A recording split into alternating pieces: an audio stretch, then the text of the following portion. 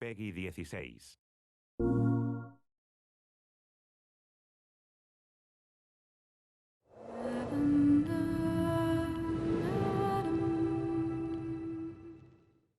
Quantic Dream has always been about creating interactive experiences that have emotion at their core.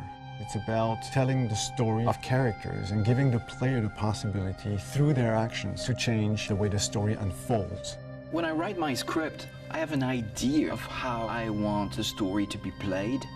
So we try to render David's idea into a game and see with him if it matches what he had in mind. In case it doesn't, we go back to the writing stage and keep working until the result perfectly matches David's vision. What we try to do in Beyond is really an intuitive and immersive experience. So we created a very discreet user interface with only white dots on screen and very simple controls. We wanted to revisit the action system and go for something that would be more invisible and more intuitive to the player. We didn't want the interface to be a barrier. We wanted the player to focus on what he's doing on screen and not on how to do it. Ideally, the player will forget that he has a controller in his hand and will just jump into the screen. One of the major revolutions in Beyond is the way Jodie Holmes moves. Depending on the context, depending on your emotional state, you see the character of Jodie moving differently, walking differently, looking around differently. And most importantly, to give the player the feeling he's really in control of the character. He can do almost anything he wants to do. She can talk to other people, interact with objects, and also run, jump, shoot, drive a motorcycle, or even ride a horse. What was really challenging also is that the story goes on for 15 years of Jodie's life. When Jodie's a kid, for instance, you can do different things than when she's a teenager or an adult.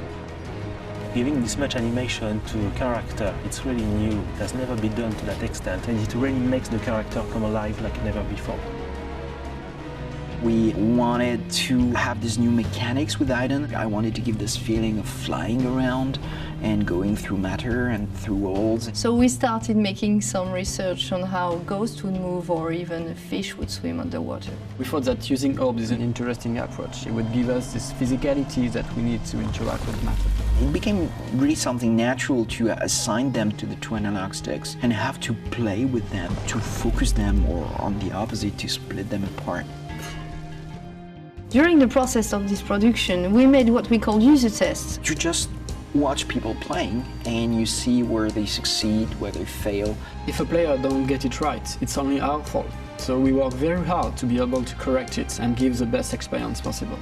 After each user test, it's meeting after meeting just to find a good solution to every single issue the player may have had. I guess what we're looking for with the gameplay is really to find an interface that will allow you to play live. And we try to get closer and closer of the ideal interface where you don't think anymore, you just do it.